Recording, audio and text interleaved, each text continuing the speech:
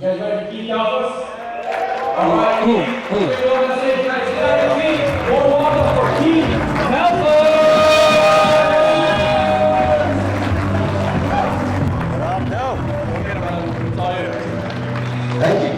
Thank you. I'm going to talk about how action cures fear. That's what Brian wanted me to talk about, and I'm talking about it because it's true. But I would get upset and frustrated when people would tell me to take action, because taking action can end you up working 100 hours a week in burnout and exhaustion. Amen? Yeah. But action does cure fear, and I've learned some amazing things. In 2020 and 2021, these last 2 years have been crazy. But I want to go back to the one-bedroom apartment. I always go back to the one-bedroom apartment. I had gotten this tiny little landscaping business off the ground. I was sick and tired of working these dead-end landscaping jobs for other people, making other people money. I didn't know my worth. I didn't know my what? Worth. And I didn't believe in myself. And when you don't believe in yourself, it doesn't matter how hard you work or how hard you try or how many gurus you listen to. It doesn't matter, because when you don't know your worth, you're taking action based off of fear. And there's two different types of motivation. There's fear motivation and incentive motivation. Fear motivation being what you're running away from, and incentive motivation being what you're running towards. We're in this tiny one-bedroom apartment. I got out of the dead-end landscaping job. I actually got fired from that job. I fired from a lot of jobs because I couldn't work for anybody else. So we're in this one-bedroom apartment, 3 years, toiling, embarrassed. The walls are closing in on my wife and I felt ashamed of myself. I still didn't believe in myself, and we were looking for houses. The credit score was in the toilet. I was barely paying off debt, trying to get enough money together to finally take our lifestyle to the next level, like these people that I see on the internet, and it was eating me apart inside. And I remember after 5 years now of breaking promises to my wife and my family and my little dog Miko, if you see him in the videos, we were so frustrated and fed up, we started going around and looking at homes. Couldn't afford them, so what's the next best thing? A 2-bedroom apartment. Luxury condos, they call it. So we're looking at 2-bedroom apartments. I'm leaving job sites at 3 p.m. She's calling me. We're going to look at these apartments. I'm scared. The walls are closing in on us on this 1-bedroom apartment that we're in. And we walk into this place called Kennedy Avenue. And when we walked in there, I'm walking around with my wife. I'm like, oh my God, am I even worthy of this? Should we take this action? I'm in fear. I had a little bit of money in the bank, but the rent was double of what we were paying in the apartment. And I grew up listening to people like Dave Ramsey and listening to all these guys, even Robert Kiyosaki saying, don't count your chickens before they hatch. Don't spend what you can't afford. Make sure you have money for a rainy day. And so the math always told me, based off of my current belief system, that it was impossible to move into this new place.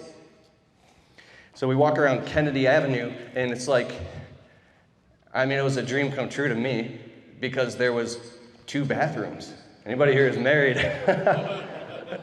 And I remember in Freeway Drive, that tiny bedroom, 1-bedroom apartment off the freeway where we lived, you could hear all the traffic every night, all day long. It got to the point where I was like, this traffic, it was literally off a freeway. That's why the rent was so cheap. I had a buddy who lived there too. He was one of my best friends. And one day he said to me, he's like, I think the traffic is soothing. I was like, but that changed my belief system, and then I didn't mind the traffic anymore. But I would get home from work at 6, 7, 8, even 9 p.m., and I have to use the bathroom real bad, and my wife's always in the shower as soon as I get home from work, and I'm like, it's a little personal, but I'm like sitting on the toilet next to my wife in the shower, and like, we gotta get the hell out of this 1-bedroom apartment.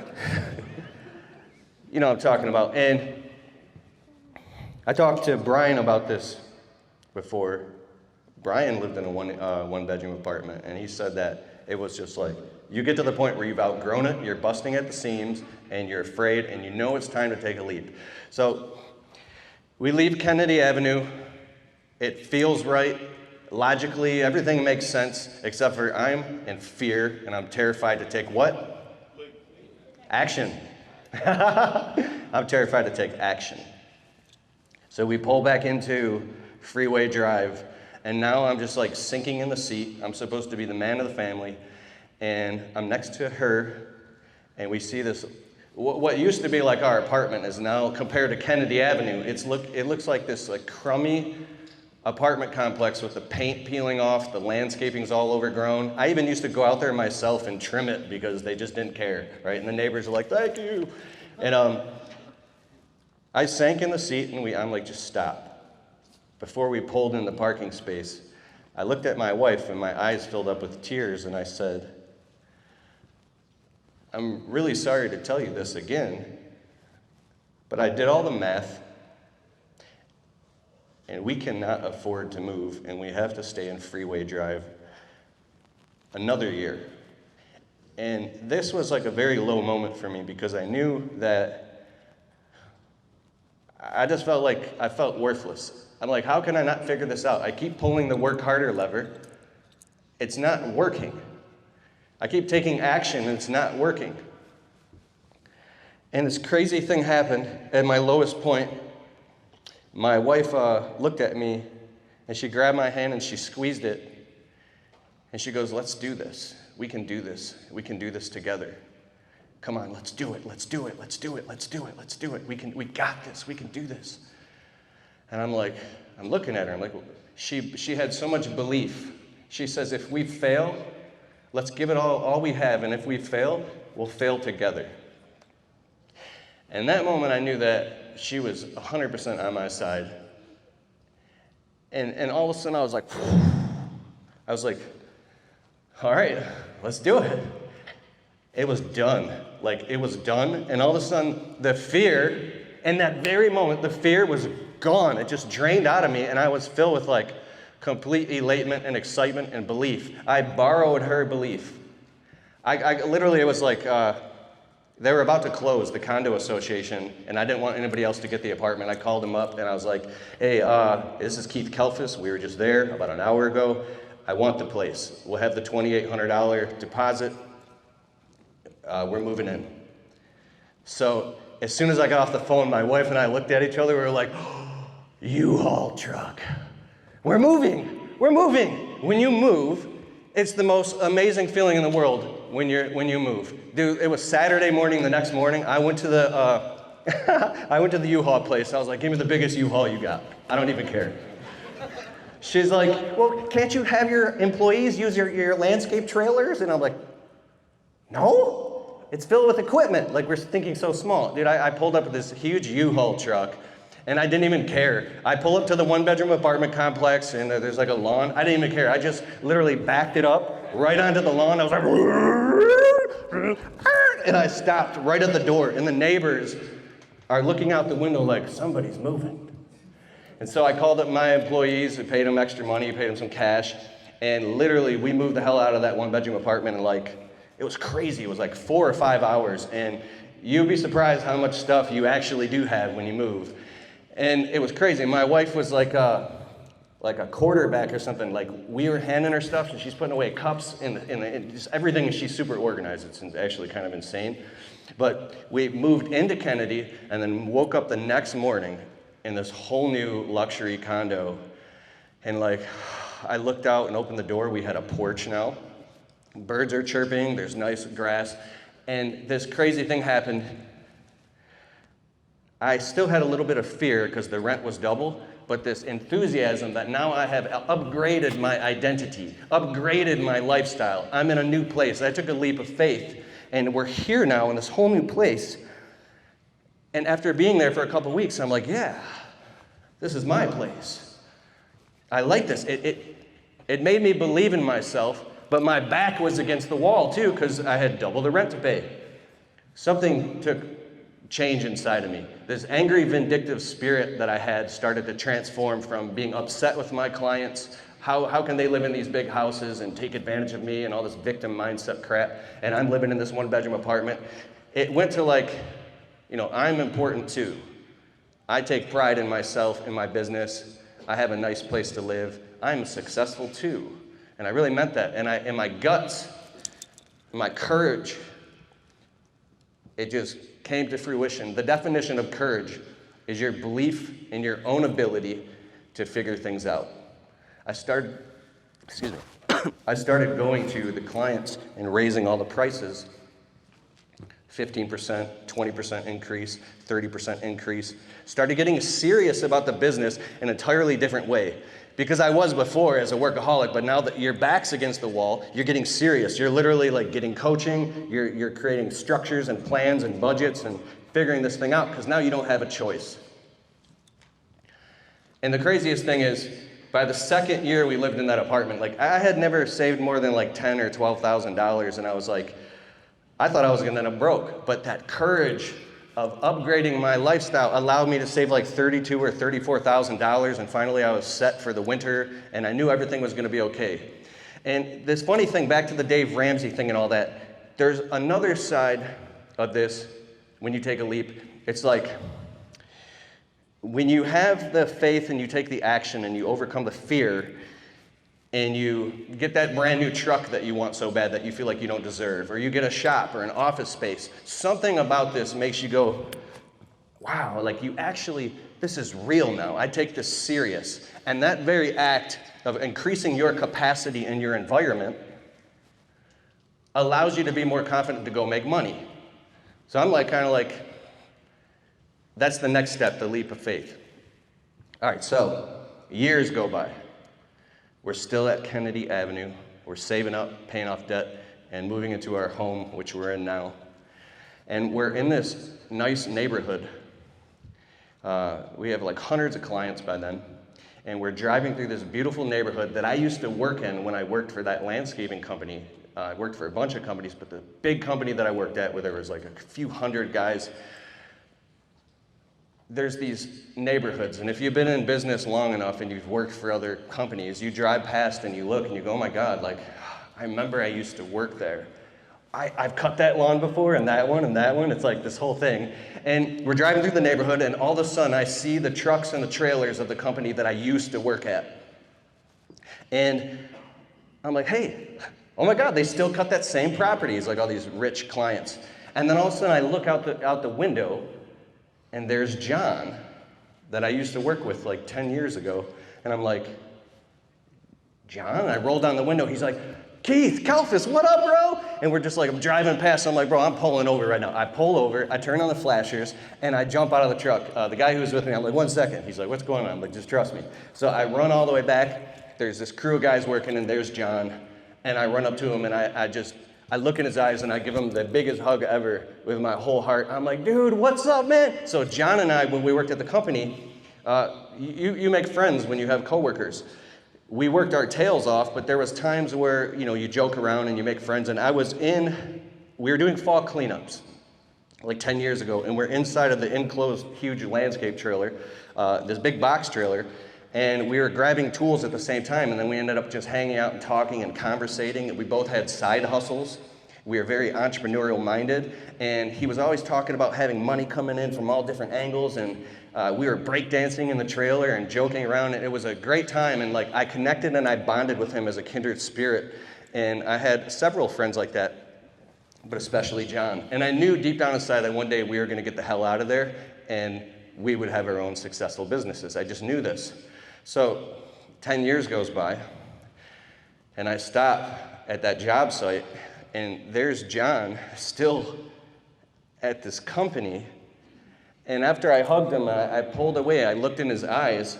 His eyes were like glazed over, as though he had given up on his dreams years ago. And he looked desperate inside. And he goes, Keith, bro, you're like famous now. I see you all over the internet. And I'm like, dude, what are you talking about? I don't even care about that. How are you doing? What's up, bro? And he's like, everything's good, man. And in that moment, I felt in his spirit, the pain that he didn't believe in himself, and he let fear stop his ability to take what? Take action.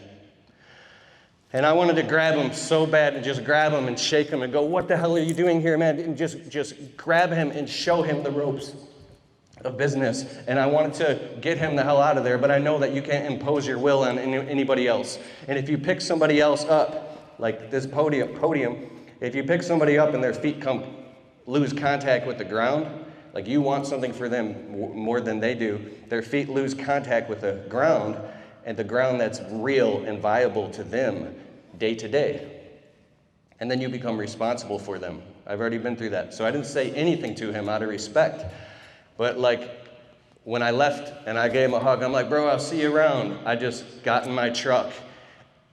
And that was another defining moment where I was like, whew. I realized where I had come in my life in the last 10 years and where I still would have been if I didn't have the guts to quit landscaping and working for other people and get my own business off the ground. So I want to encourage you to take that leap and take that action, because you don't want to end up like John, and you don't want to end up in regret. There's way too many people here that are having successes in their business that I meet year after year. Brian's event, the GIE Expo, I meet these guys in person. They're just getting their business started. And literally the next year, they're like, oh, I'm still afraid. I'm so afraid to go full time, man. I can't do it. And then I meet them next year, and then they did it. And they're like, dude, we hit 113,000. Next year, 180,000. If they can do it, you can do it. I used to look around at other people, and I would get upset, and I would become envious of them, to the point where I was like pacing around the one-bedroom apartment in front of my wife like a maniac, going, money, money, money. It's all about money. How do we get more money? Oh my God. It was this crazy thing. And I learned that when you just chase money, it's never going to show up. It's going to evade you. It's about facing the fears and having the difficult conversations. And I look back at John at that company, and he didn't, I don't know, maybe he did something, he's doing something amazing. I'm not judging anybody, but I saw the look in his eyes. So don't do that. Take that leap. Action cures fear. Action cures fear. What cures fear? Action. But decisive action. Like I said, just taking action will end you up working 90 hours a week. I've been there. Anybody here work themselves into a depression? Total burnout? Yeah. Here's a different type of decisive action, that is facing your fears and taking action through other people.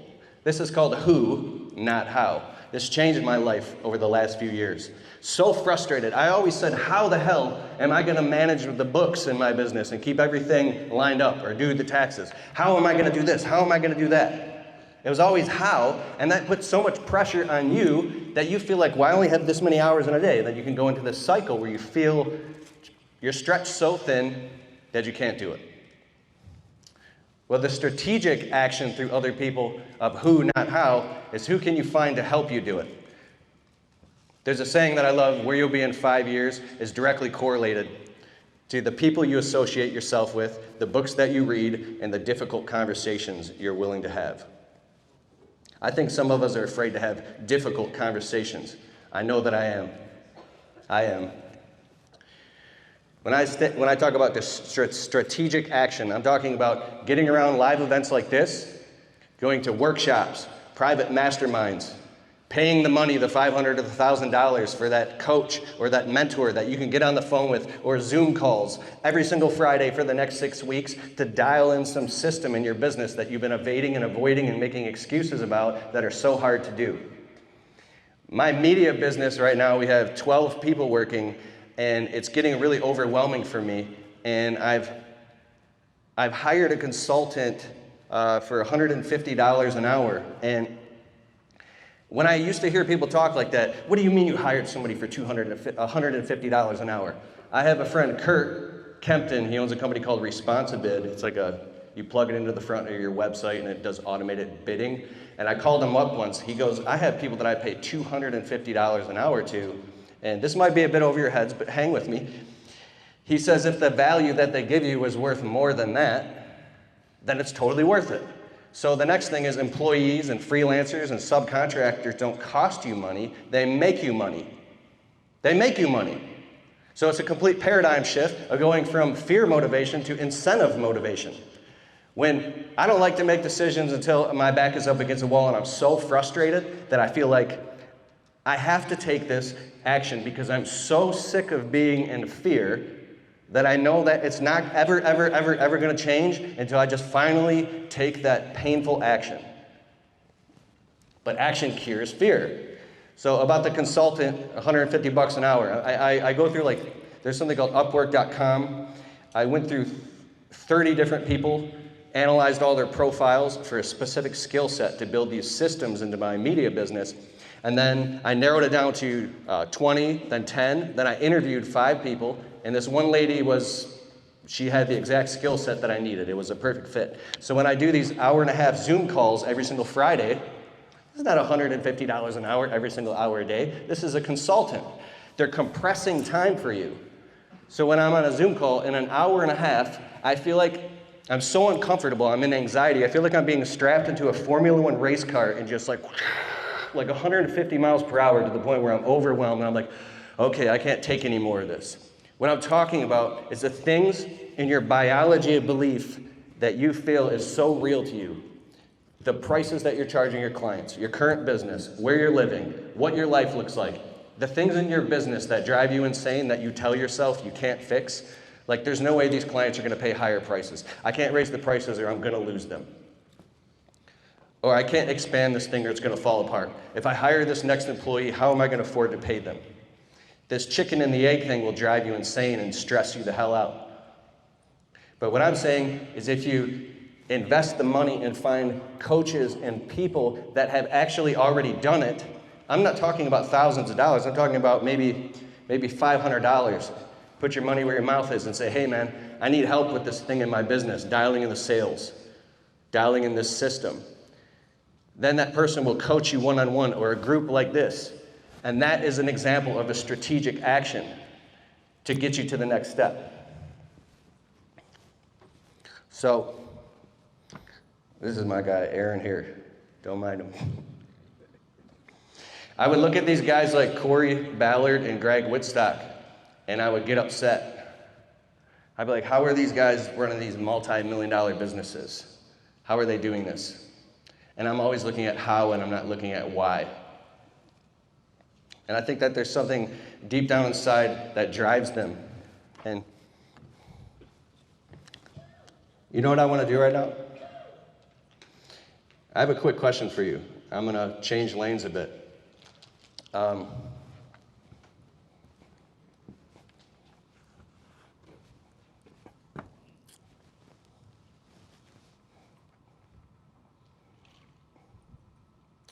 I think that there's this thing I'm obsessed with called a stable datum. When you build a belief system around how your current business and your life is, you believe that it's so real that if somebody even implores you to change it, it feels impossible to you. You will fight and scream. It's like your fingers are gripped on it so hard, and you can be stuck for years. I was stuck for 5 years, and I couldn't get out of this rut. A stable datum to me is a neural network in your brain where if there's something new or new information or something that challenges you, you haven't actually even built the neural network yet for this to be real in your brain and your psychology and in your emotions so it becomes real and manifests in your life. Here's an example.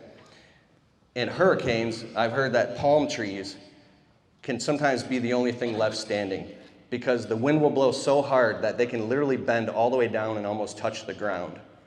And then at the end of the hurricane, when everything else is gone, sometimes the only thing left standing is the palm trees because they're so flexible. Well, if you, in your life, go through a hurricane in your life and you're holding on to something, you know what it is for you. You hold on to this palm tree so hard and you build this whole reality and belief system around it. It doesn't mean that your beliefs are 100% true about whatever you believe about your life and your business or what's struggling, how you're struggling, how you're afraid to take action and get to the next step. That belief system that you've created for your survival is so real to you that you're just clinging to it. So now all of a sudden the hurricane is gone. It's a bright, sunny, shiny day. The birds are chirping and people are walking around and you're still over here like clinging to this palm tree and you're terrified and someone's like, hey man, let that thing go. It's fine. You can raise your prices, you can grow your business, you can do whatever you want to do, you can upgrade your life. And you're like, what are you talking about, man? This belief system is rooted in your survival. I'm literally obsessed with this stuff. Paul Jameson makes fun of me because I go overboard with this stuff, but this is where it's at. This is where the changes take place. So you're afraid to let go, but if it's like, you ever see in the cartoons when the guy's hanging off the ledge and they peel his fingers and he's like, 1 little piggy, 2 little piggy. And you're like, no. But if you just let go, everything's fine. You can build a new belief system. So I want you to become self-aware of your life and start questioning your thoughts and your beliefs. If you have a belief that says, I can't do this because, stop and say, why am I thinking that? Did somebody put that thought in my brain? Is this a story that I'm telling myself that's making me not take action? Is it just a story? Can I find somebody else who's actually done the thing? You will have massive breakthroughs when you get outside of that and start analyzing your own thoughts. How much time do I have? Okay. There was one other extremely important point I just wanted to bring up. I was at dinner with Corey Ballard last night. We went to Buffalo Wild Wings, and Corey was all fired up, talking about his business and how excited he is, and it was really awesome. The second we got together, we were just talking nonstop. And Corey said something amazing to me.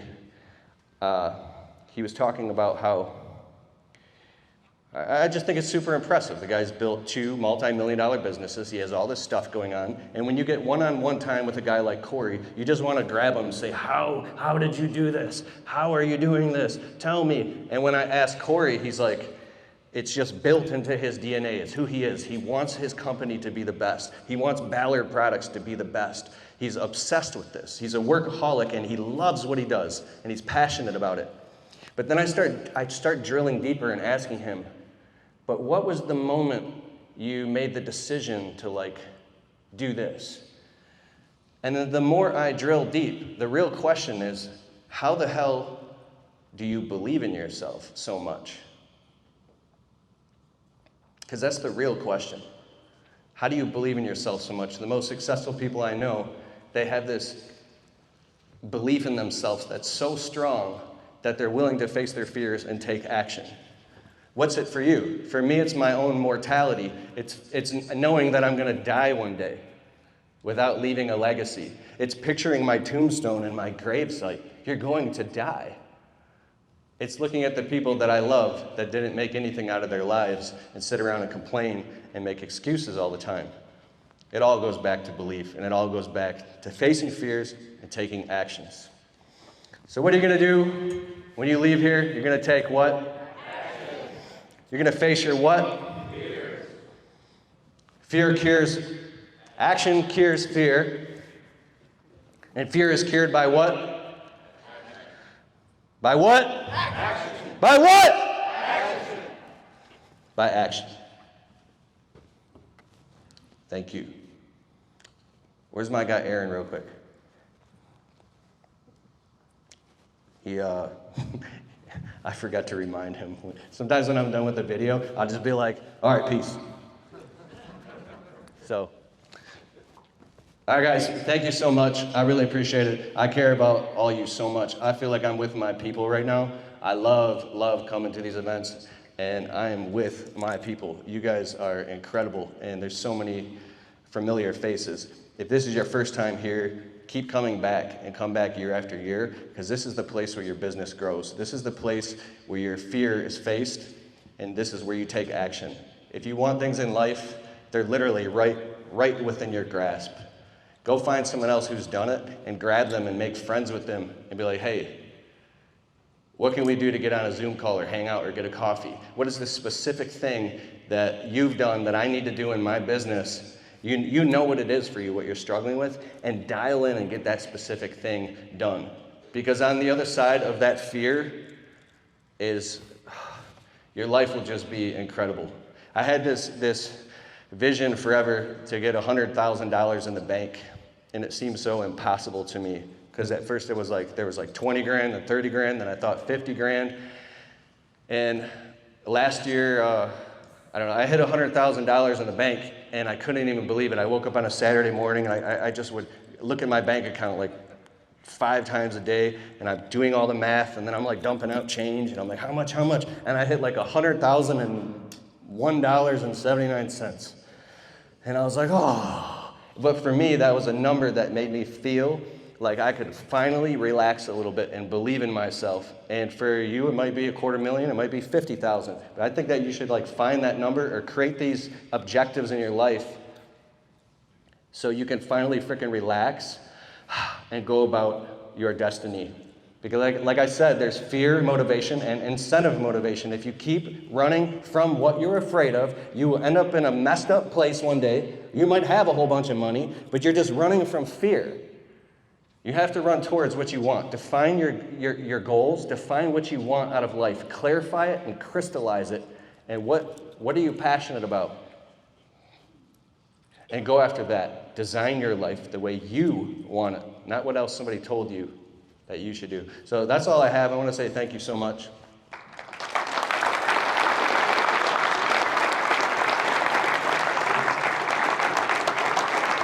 Action cures fear. Great job, brother. Great job. Awesome. Give us another round of applause. Keep it going.